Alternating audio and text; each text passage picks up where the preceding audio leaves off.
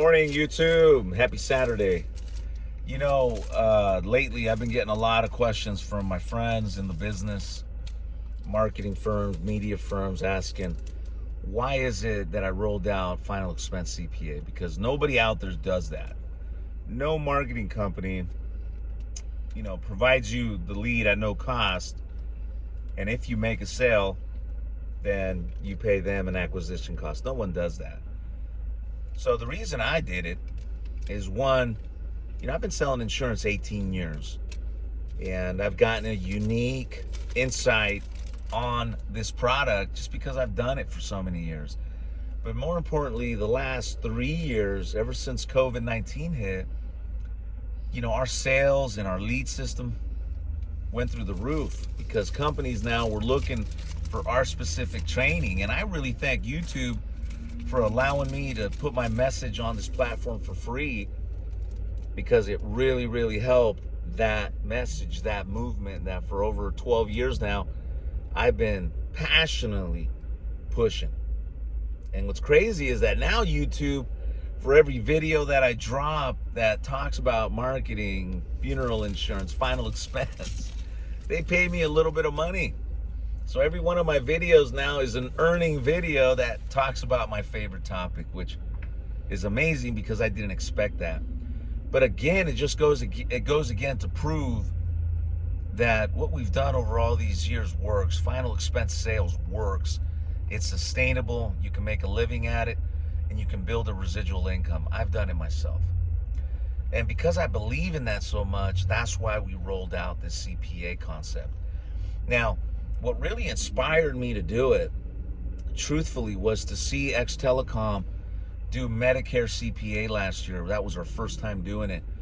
And I was impressed to see that collectively with our center at Telecom and our partners, we were able to help our agency friends in the Medicare space submit 25,000 applications from September through December on a C.P.A. basis with relativity,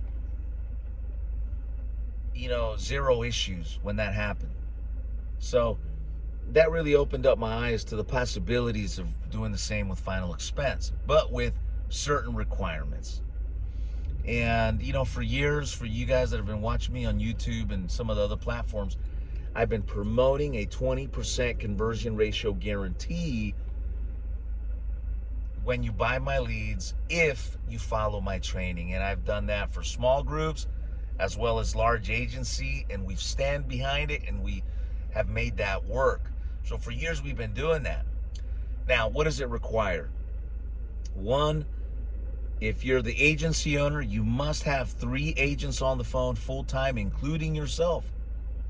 Unless you're a massive agency and you got some leadership in place, then we'll make an exception. But if it's a small group, I expect you as the agency owner right there on the floor too, putting it down.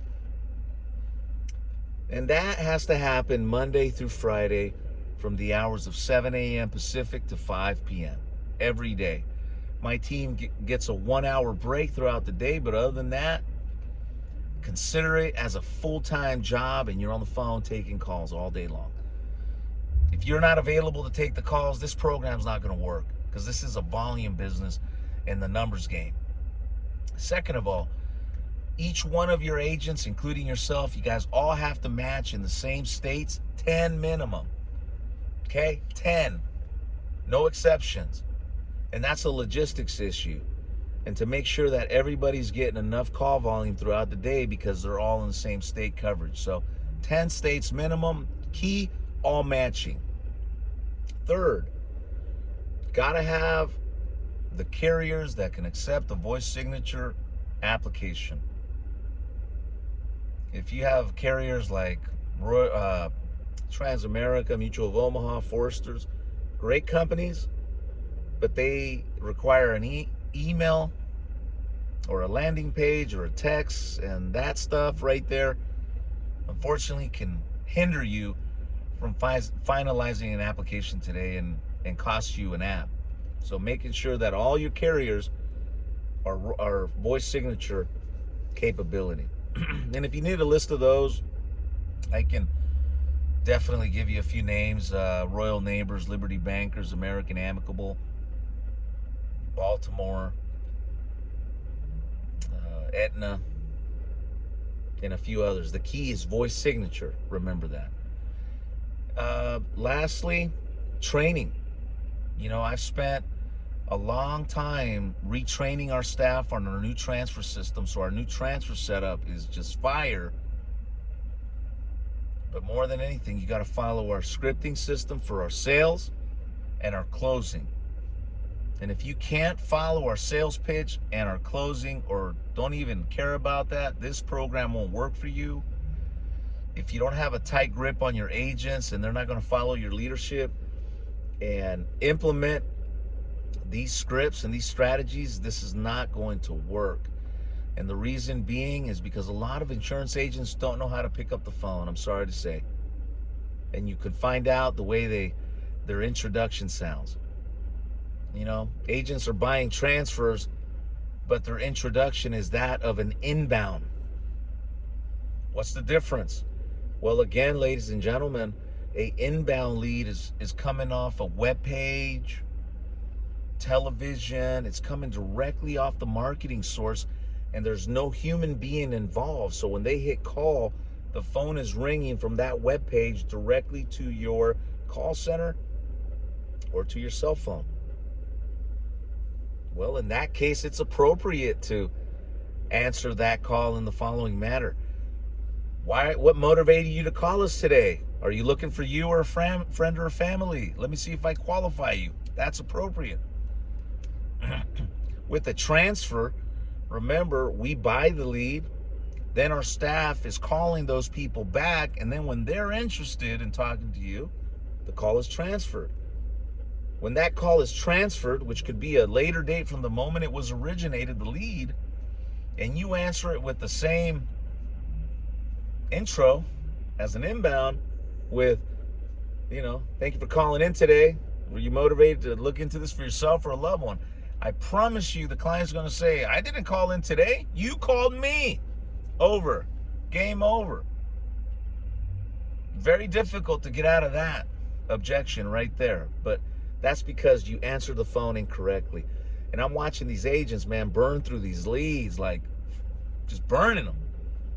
And instead of looking in the mirror and saying, hey, man, is it me?